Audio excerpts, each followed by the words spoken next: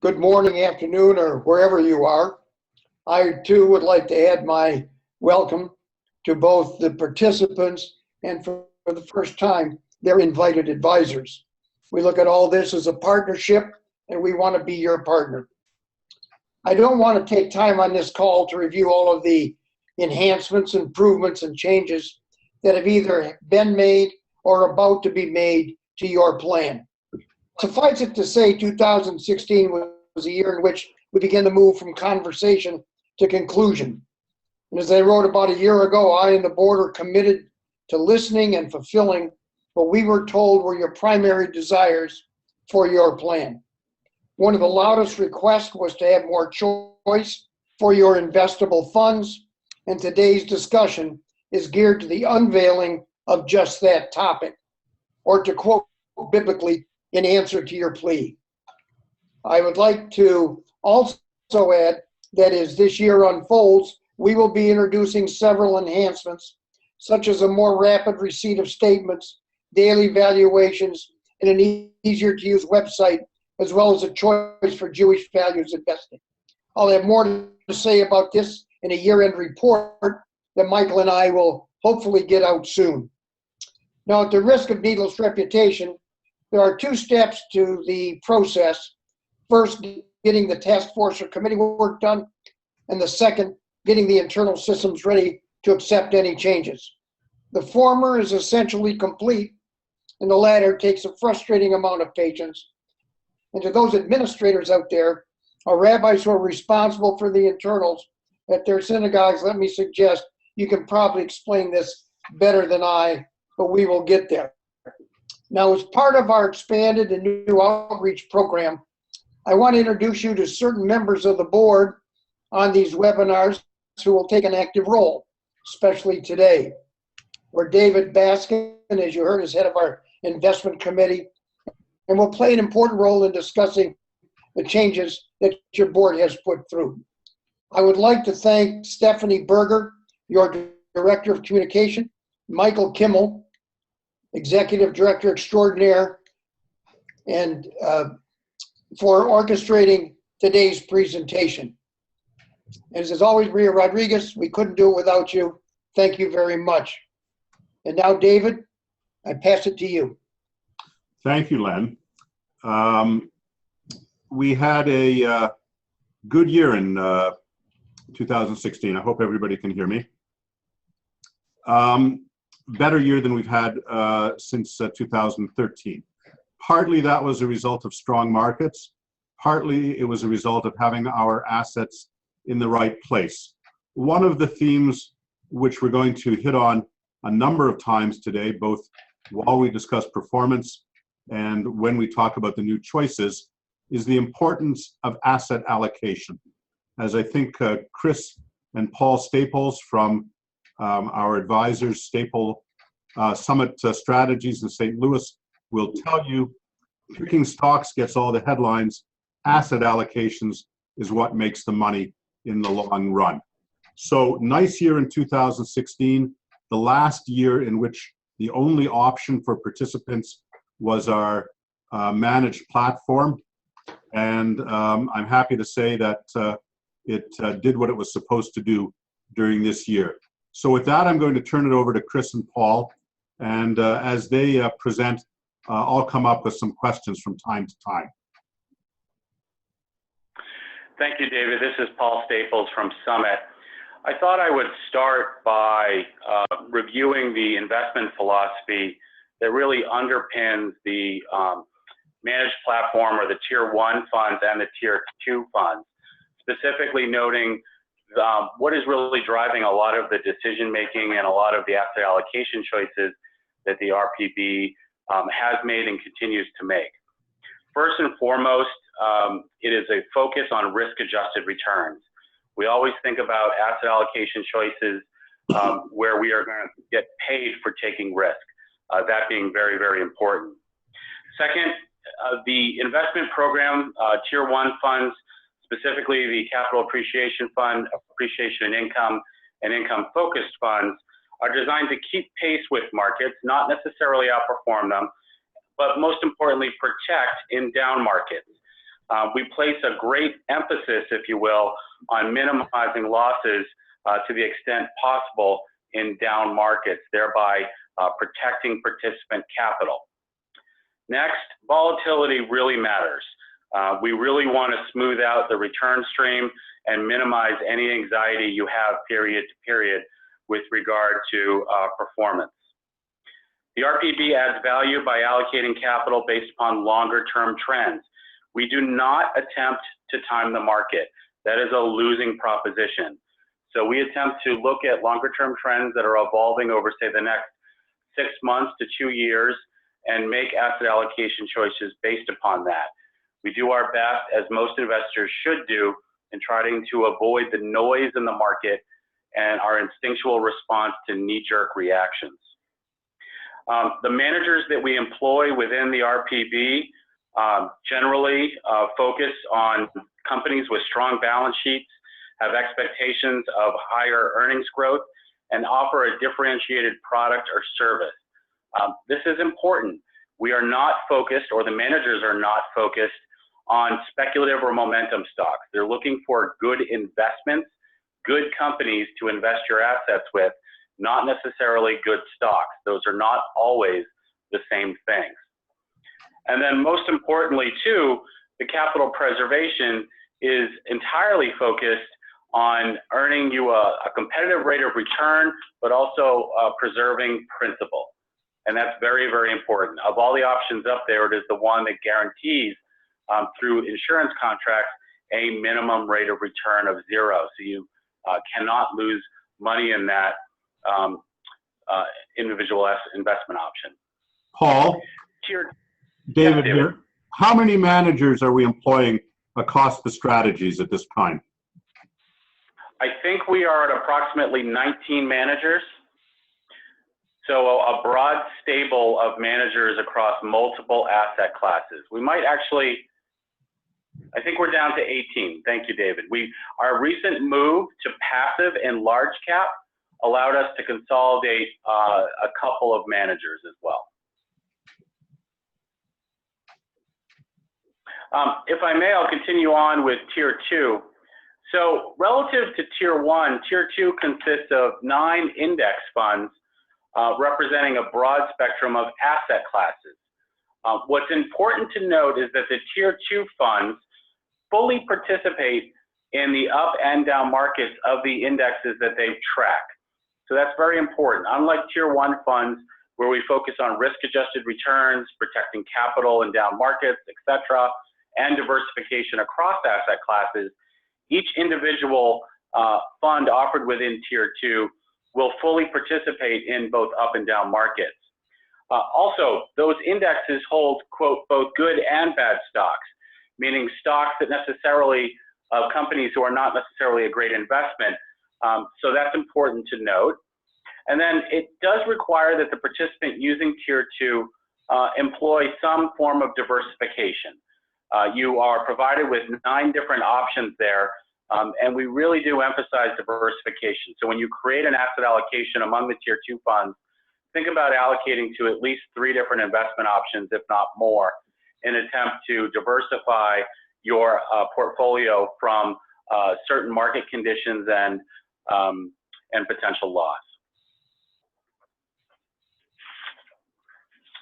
I'm now going to turn it over to Chris Moore, who's going to talk a little bit about what happened in 2016 with regard to the key themes in the marketplace, and then I'll pick up again on individual fund performance. Thank you. So this is history, but to kind of just recap some of the major themes that affected the marketplace is that despite fears in both the global economy and the U.S., that the economy continued to heal and produced mild, kind of positive but still mild growth. And on the backside of that, the Federal Reserve Bank did their second interest rate hike over the last decade, which was in general priced in and to some extent a non-event for the markets. But then the last few themes here are meaningfully of note in that the big themes for 2016 were obviously on the backside of the U.S. election, that the market started to price in a meaningfully different range of potential policy. So whether that's a potential growth pickup from a business approach to the government and or a potential decrease in deregulation, the market in general liked that. Also inflation expectations, whether that's from some of these policies as well as kind of continued strength in the US labor market, as well as the continuing slow rebound in commodity prices, caused interest rates to meaningfully revert to where they started the year. So off kind of the mid 2016 historic lows to end up approximately where they started the year, but meaningfully violently higher in the fourth quarter. And then lastly, kind of consistent with that move in interest rates in particular, as well as questions about the impact of potential policies, the US dollar appreciated significantly in the fourth quarter, so somewhat similar to where it effectively started the year. Thank you, Chris. The next slide here is an illustration of the historical return pattern of the asset classes, several of the asset classes, but not all of the asset classes included in the RPB's Tier 1 asset allocation. It's meant to illustrate a few things. First and foremost, it's meant to provide you with an update on how the asset classes did in calendar year 2016.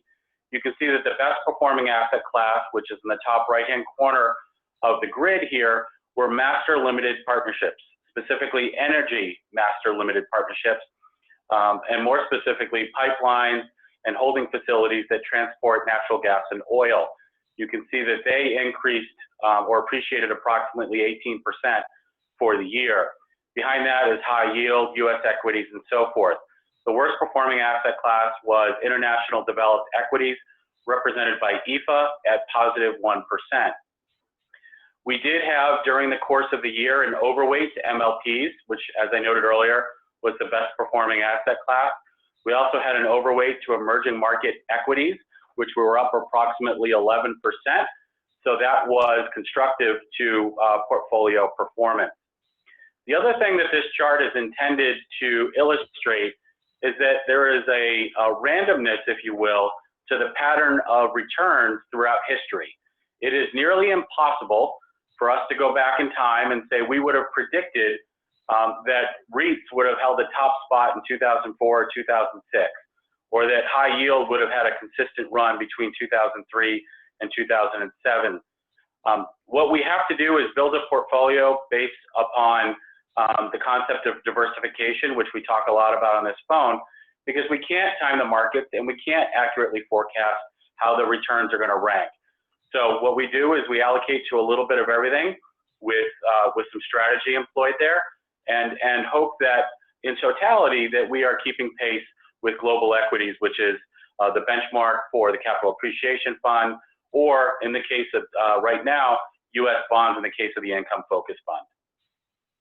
Paul, David again. I know that a lot of our participants who watch the news and read the papers and the blogs are focused on things like the S&P 500. Is it a mistake just to look at the 500 largest stocks in the United States? I'm going to answer that a little bit, and then I encourage Chris as well. I wouldn't call it a mistake. It has everything to do with your preference as an investor, your ability to tolerate risk, whether you have a home bias versus a global bias. Using the chart, I would say, though, that if you look throughout time, U.S. equities largely rank sort of mid-pack. So U.S. equities there being a proxy for, say, the Dow or the S&P or similar. But there are many asset classes over a given year that outperform the S&P and have lower correlations to the S&P or to U.S. equities. So not only are they a return enhancer, but they help to lower risk through diversification.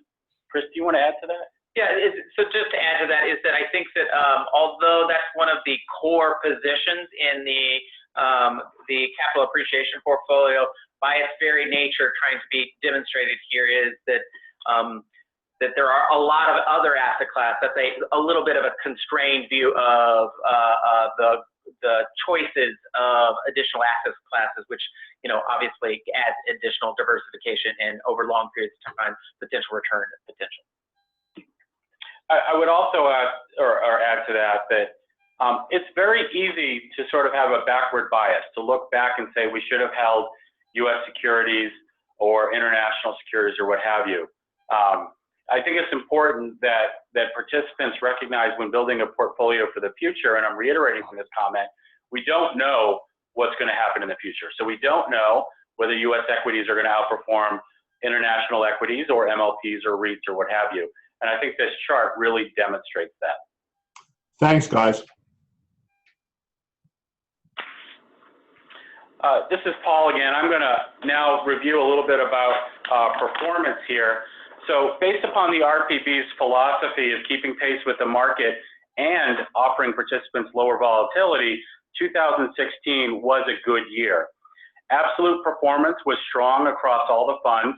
You can see that the Capital Appreciation Fund returned just over 10.8% net of investment management fees.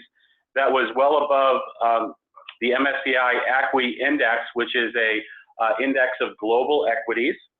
The Appreciation and Income Fund also outperformed its blended index. The Income Focus Fund marginally trailed the fixed income composite benchmark, but it's important to note that that fund outperformed U.S. bonds by more than 3.5%. So very strong on both an absolute and a relative basis. And the Capital Preservation Fund returned approximately 1.1% for the year, slightly under its benchmark, but really indicative of the low interest rate environment. In fact, inflation was ahead or higher than the Capital Preservation Fund. So participants invested in that fund most likely earned a negative real yield or underperformed inflation for the year. Looking at the next page, we now look at volatility as another metric of performance. So while performance and total return are very, very important, how you got there is just as important. And one of the underpinning philosophies of the RPB is to smooth out the return stream through lower volatility. Here you can see the volatility for each one of the funds within the Tier 1 menu, or the 3 asset allocation funds, I should say. The Capital Preservation Fund is omitted because its volatility is so low, it doesn't even chart on the graph. But you can see that the Capital Appreciation Fund offers you higher returns via the last slide, but with less volatility than MSCI ACWI. Same thing with the Appreciation Income Fund with less volatility. And this is best demonstrated through the Income Focus Fund, where the volatility of the fund is approximately 3.2%, significantly below that of the blended composite, which historically was with global bonds and is now entirely U.S. bonds. So for those older participants who are in the Income Focus Fund, you are most likely have a heightened sensitivity to volatility, and the RPB is doing its job by minimizing the performance swings within that fund, particularly relative to the benchmark index. So Paul, David? Fair to say that we're, at least in 2016, our managers did their job. They beat their relative benchmarks, but they did so with taking less risk, which is one of our key principles. That's a fair statement. I would say in totality, that's what we're hoping for, and that was what was achieved during the year. As well as, David, I would add is this risk component, this is also structural in part of the additional diversifying asset classes. So in addition to some defensively oriented managers, the first order aspect or the structural reason why these are a little bit more downside or lower volatility is through asset allocation. Right. Hey, this is Michael. David, before we continue with the market outlook for 2017, I just wanted to jump in and mention that just make a little bit of a plug for the Alaris website. I know we're a little bit delayed in getting our December numbers to everybody, and that's coming shortly, very shortly. But I did want to mention that for people who are curious and interested to see what their own asset allocation is across all their investments, whether they're in Tier 1, Tier 2, or a combination, If on their account online, they are able to now see their asset allocation across all the major asset classes, which is a new feature that we just launched in the last couple of months on Alara. So I just wanted to do a little plug there. Right. Thank you, Michael. Ladies and gentlemen, we're now going to move into the realm of the unknown, basically the future. Chris makes his living talking about macroeconomic themes and the way that they impact our investments. As he'll be the first to tell you, nobody actually knows what's going to happen next. It's all a question of making good analysis based on what we do know and making good choices based on that analysis. So with that, Chris, I'm turning it over to you. Thanks, David. So the 2017 is kind of the big themes are, predominantly a continuation of the fourth quarter of 2016. And the primary focus of the markets have been, in particular, what ultimately Trump and the new administration are able to deliver. So the four kind of key components that the markets are looking at in regards to policies are, number one is global trade. So obviously part of the campaign promises were meaningfully more inwardly focused. And so whether that is, looking at tariffs, looking at trade agreements, even though he has just been inaugurated the exit of the TPP or the Trans-Pacific Partnership as an example of a less trade-friendly administration is coming to fruition. Government spending. So this is the notion of infrastructure. So as another wall, as an example, building walls, and what does that do, both from a kind of the cost of doing those things, as well as in particular for some of the other items listed down at the end of the page, is that what impact do some of these stimulative things do to inflation and versus expectations. Lastly, also big things the markets are concerned about, or the range of outcomes are broad, are kind of tax policy, both corporate and personal tax rates, as well as healthcare. Ultimately, one of the campaign promises and one of the initial kind of actions in office is an attempt to, at the minimum, restructure Obamacare. And so the notion of winners and losers is meaningfully broader today in these range of outcomes. So the first two next bullets kind of talking about the global interest rate environment and inflation. Those are obviously intertwined, but it seems that it's early innings, but perhaps we might have seen the low in interest rates. So what does that mean for both the global economy as well as asset classes is kind of a top of mind theme that we're both thinking through as well as the market's trying to digest. Lastly is that, increasing populism. I think Trump is a good example of that in the developed world. We're also seeing similar flavors of a more inwardly focused, populist-driven political agenda in Europe. And such as Brexit, as well as potential individual countries in the European Union kind of revisiting some of those policies. So, in general, I think that the range of outcomes today is meaningfully broader than what it probably has been in some period of time. But lastly is that this notion is that the market is this already has forward expectations. So a lot of the potential upside of some of these have perhaps already been embedded in current prices. So equities as an example where they've rallied significantly already on the hopes of some of these policies coming to fruition. So ultimately asset prices will be a function of what does get implemented as well as what does get implemented versus expectations will be the key driver of asset classes returns in 17.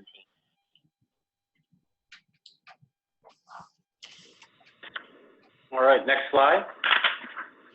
So Chris, could you, the next few slides talk a little bit about price and valuations, and this can be somewhat of a technical discussion, but could you also tie in your comments to the recent news of the Dow hitting 20,000 today and what that means is significant, and sort of relate that back to these slides? Sure.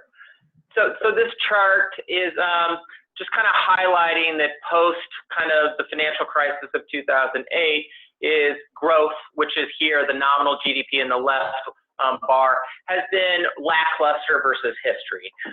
So here you've seen it's averaged in this low, slightly north of 2% range on a 3-year annualized basis. So this has been the kind of malaise and or lackluster recovery that's been kind of well covered in the news. The big difference is that the U.S. equities in particular here, represented by the S&P 500, this large cap U.S. Listed index, has actually had a pretty strong asset price experience. And to some extent, this is over a long period of time. How does this actually happen? We'll talk a little bit about it on the next slide, but valuation is going to be one of the key things that has driven this big divergence between both the economy versus the U.S. equity prices.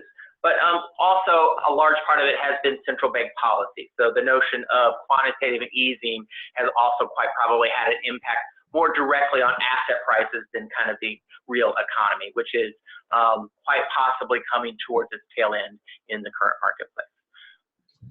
So, Chris, if I could put it this way, low interest rates induce people to buy stocks, but low economic growth means that earnings haven't kept up with stock prices. Is that possibly a recipe for disaster, Paul?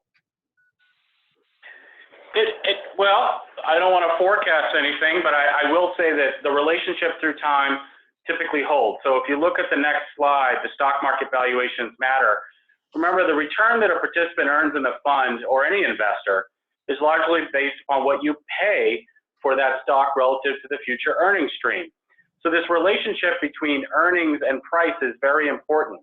It's paramount to the concept of buy low and sell high.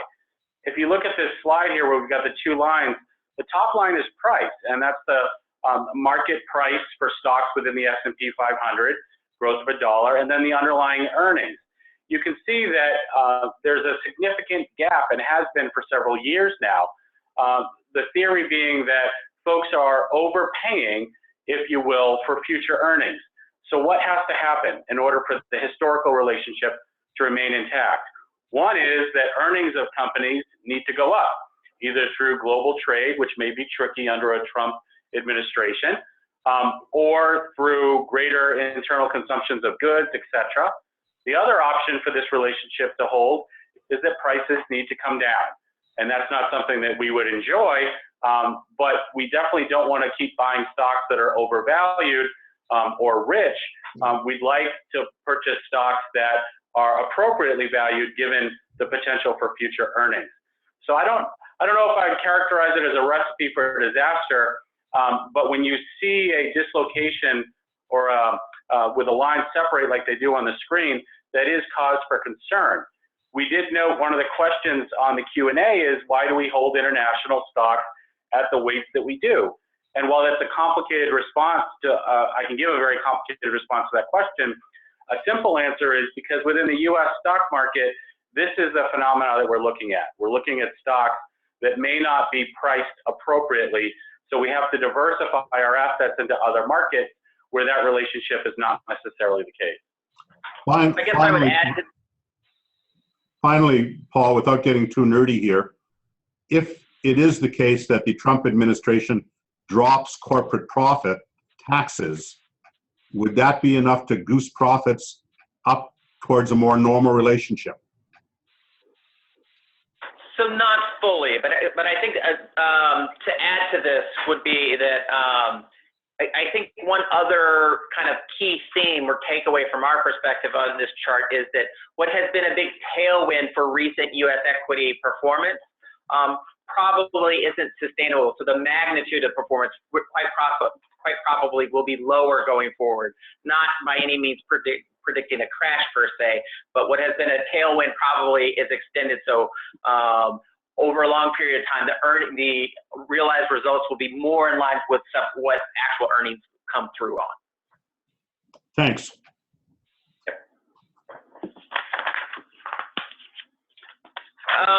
So we obviously spent a couple of charts looking at equities.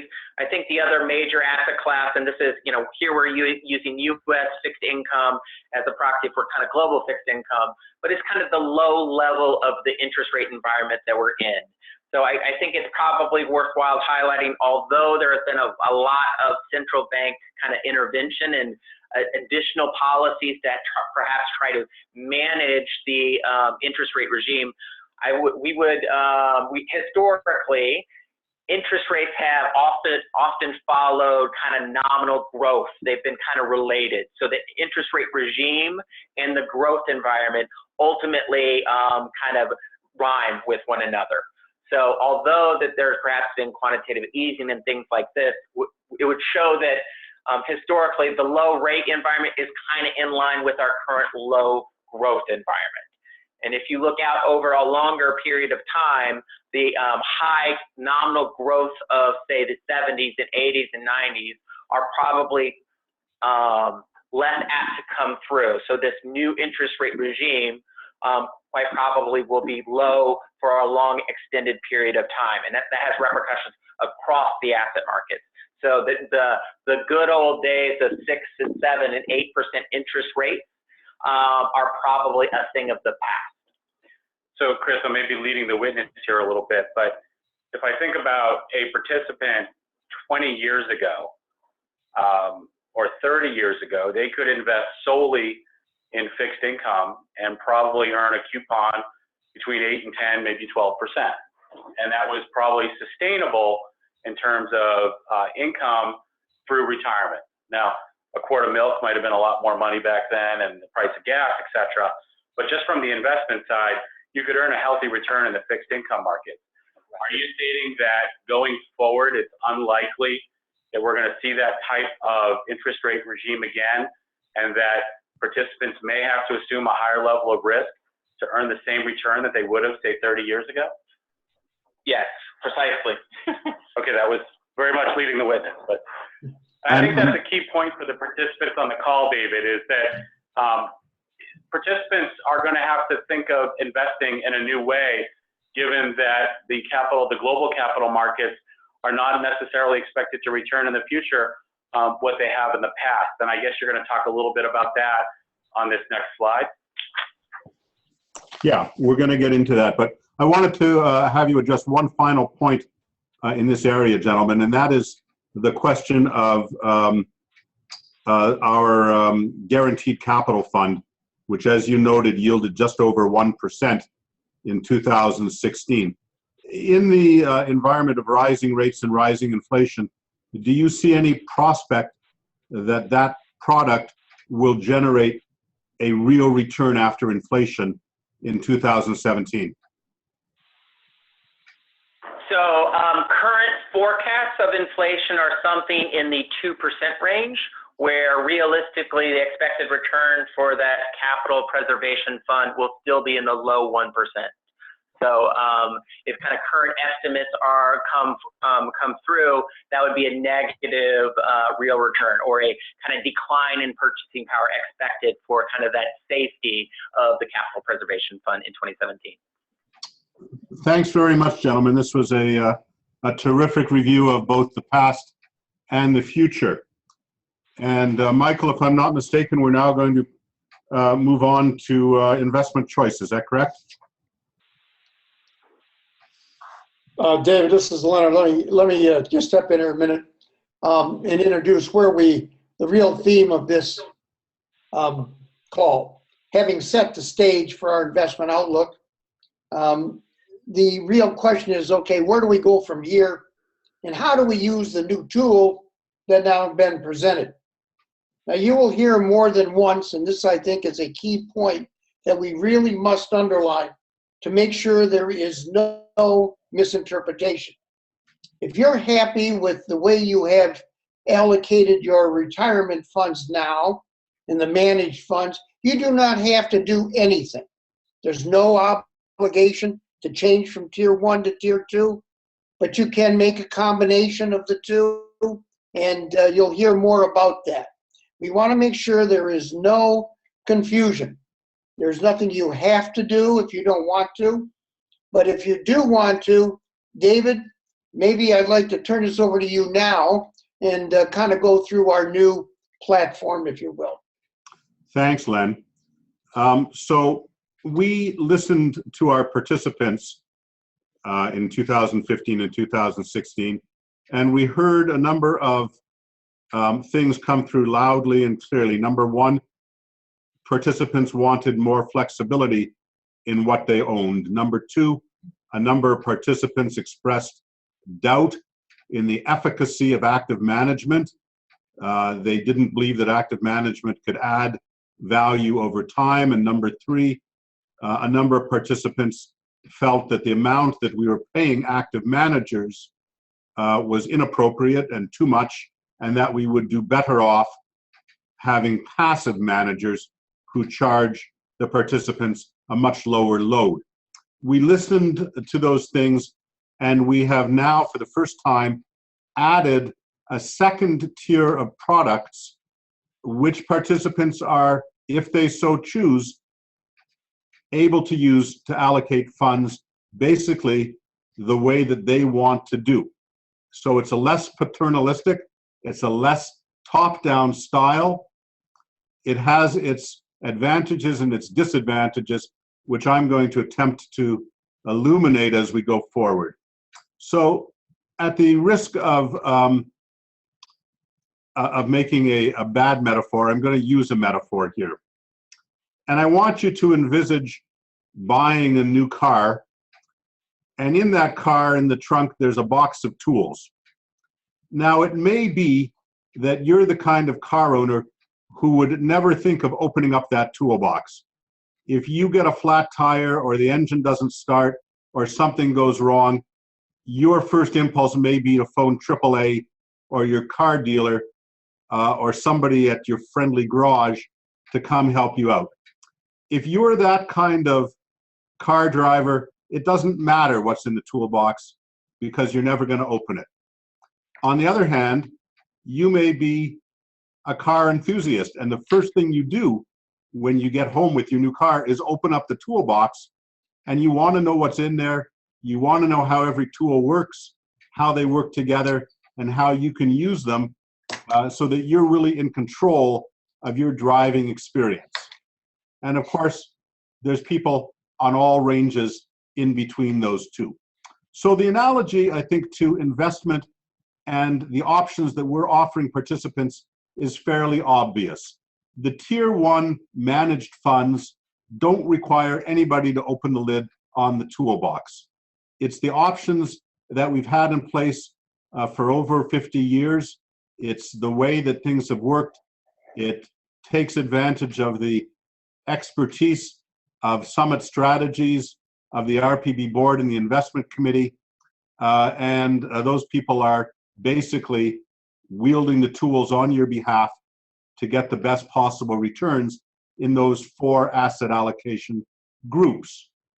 On the other hand, if you're the do-it-yourself person, Tier 2 might be for you. Tier 2 allows you to design your own asset allocation by choosing among the 9 options that we've given you at a low cost, because they're all passive funds, and without the active manager trying to beat the market. So Tier 2 could be for you, or it's possible that you want partly Tier 2 and partly Tier 1.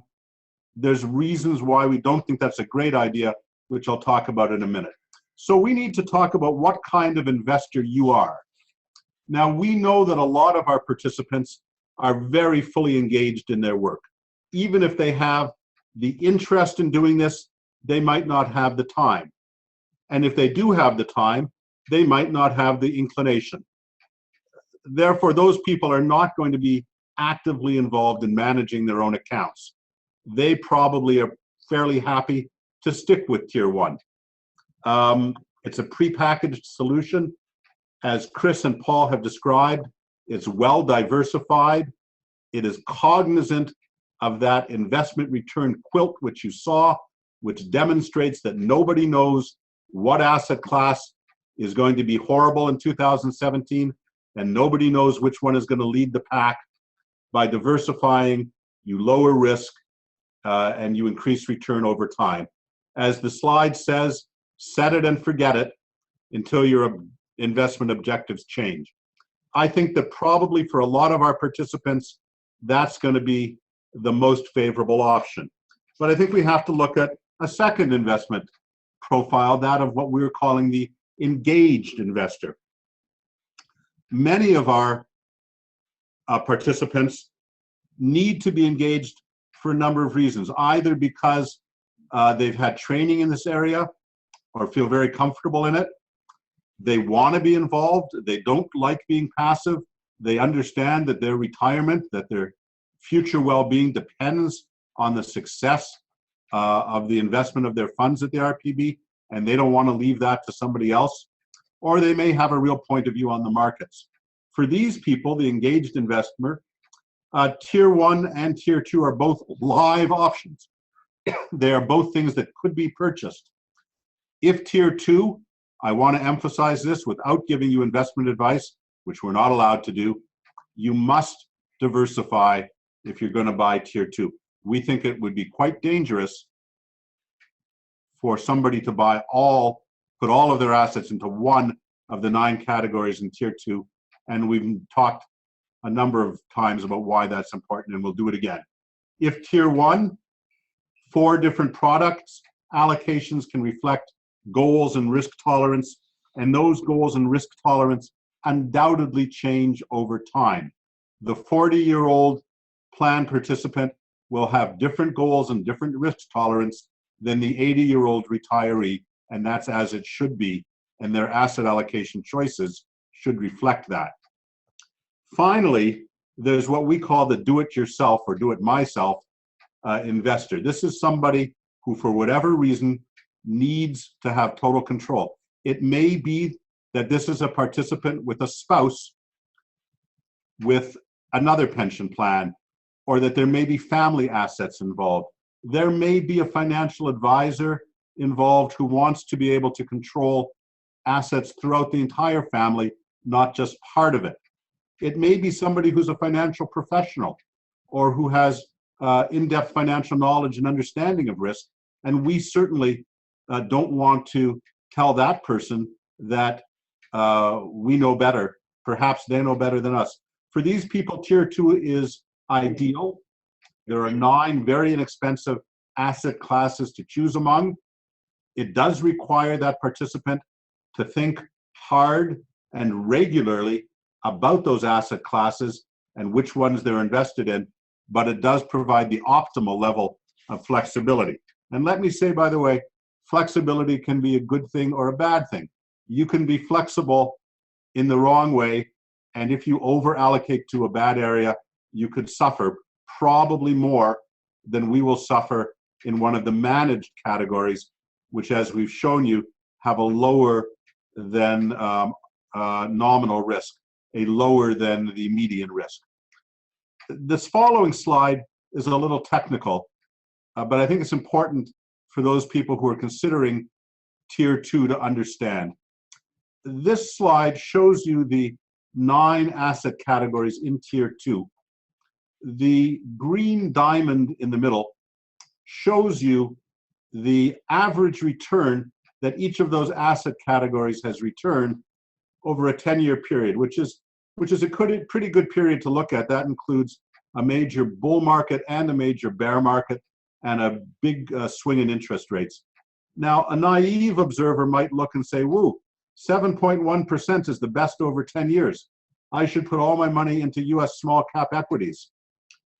And that would certainly be one way to look at it. And now I want to tell you what that blue line means and why that wouldn't be such a good idea. The blue line shows you the return over the best 12 months, that's the part going up, and the worst 12 months in the 10-year period. So if we focus again on US small caps, third from the right, you can see that there was at least 1 year in the last 10 in which that asset category produced about 75%, which is a terrific return. But you can also see that there's at least 1 year in which US small caps suffered a loss of more than 45%, which is a pretty dismal return. In other words, that's a category that has some pretty wide swings in prices. We would say it's volatile. Not as volatile as the one beside it, emerging markets, and not as volatile as real estate investment trusts, which is the most volatile of the 9 categories available to our participants. The point is this: when you mix and match, when you do an asset allocation, you have to look at both return, you have to look at volatility and risk, and you have to try and put together a portfolio that reflects your risk tolerance and your return expectations going forward. It's not easy, and as I said before, it's not something that you can set and forget like a managed product. If you decide to buy REITs, you should be aware that you could have a horrible year or a terrible year in quick succession, and you don't know which is going to come next. So our cautionary tale here, our cautionary note is, be aware that each of the 9 asset categories has different characteristics from the other 8. And they're meant to be used as a group, not just one-offs. Could we go to the next slide, please? So, holistic investing, what do we mean by that? I'm going to say it again. Each of the participants on this call has his or her own family needs and family particulars. You're different ages, you're at different stages in your careers. You may have a spouse, you may not have a spouse. Your spouse may make more money or less money. Maybe you're going to inherit money. Maybe you have a financial advisor. We cannot advise each of you, and we're not allowed to advise each of you. And that's why you have unlimited access to LifeWorks financial counseling through the RPB. Each of you can consult LifeWorks as much as you need to, and we certainly think that you should, particularly if you're going to get involved with Tier 2. So Tier 1, we have hired 19 very professional managers who we monitor on a continual basis, quarter after quarter, and Summit keeps close track of them. We have diversified the holdings of each of those asset groups, and we coordinate them based on investment objectives. They're available to you. Tier 2 now gives you a new option, lower cost, passive investing, specific products to suit what you see as your needs, and perhaps coordinate with those of a spouse or using the advice of a third-party manager. It's a finer level of coordination. It's something we never had before. So the final slide, how to think about this. It would be a mistake to start by saying, here's how I'm going to asset allocate. I'm going to start by putting 60% in the S&P and 30% in bonds and 10% in REITs. You might as well throw darts. We suggest that you need to start on the left end of this chart by setting your objectives. Your objectives, again, are going to be personal to you. They're going to be based on your age, your spouse's age, if there is one, how much money you think to need, how many children, so many different parameters that we can't guess at. Your time frame, your risk tolerance, which is very personal to every person. And let me say that those of you who are invested in the market in 2008 and 2009 undoubtedly learned a lot about what your risk tolerance is. How much money you're going to need to retire, what you think your budget will be at that time. Only then can you start thinking about asset allocation. Now, I can tell you as a professional in the money management business that allocating is one thing. The next thing you have to do is monitor. We're calling it tracking here. But it's not enough to make an informed and even good decision, because things change. Different presidents get elected, interest rates go up and down, markets go up and down. If you are going to take responsibility for your own future by investing in Tier 2, please, please track, monitor, make sure you know what you own at all times, and rebalance as things change. I think that's really important. Ladies and gentlemen, with that, I'm going to end. I think I've taken my allotted time. And Mr. Chairman, I think we have time for some questions. Michael, you want to moderate that, please? Yes, thank you. Thank you, David. Thank you, Paul and Chris from Summit Strategies, and of course, Len for bringing us through this. And thanks to all the panelists and participants on the call today. We received a number of questions, and I'll attempt to try to address many of them. I may turn to others on the call to try to address a few. So they're still coming in. And a couple of you have asked questions about, first of all, about this webinar and the PowerPoint presentation. This webinar is being recorded and will be available on our website by tomorrow. We'll also put up the actual deck if you want to share this with your financial advisor. So I know a few of you have asked that question. I'm just going to go down the list and see what we can get to. Some of them have similar themes, and I'll try to do my best to group them together. But they're rolling in as we go. So one person asked about the investments and Vanguard and how the various fees he pays as an individual compare with what we pay as far as the RPB. One fund in particular, the S&P 500 fund, or the Vanguard Developed Markets Index Fund. I'm sorry, that's the wrong fund. It's the Vanguard Institutional Index Fund, which is the S&P 500 fund. That particular fund, which is in Tier 2 as a proxy for the S&P 500, also happens to be in our Tier 1 portfolio in the Capital Appreciation Fund and the Appreciation and Income Fund. Because we invested in Tier 1, we have over $220 million invested in that fund in Tier 1. That gives us a lot of buying power for anybody who wants to invest in it in Tier 2, and that puts us in an institutional plus class share. And so I believe we paid 2 basis points for that fund.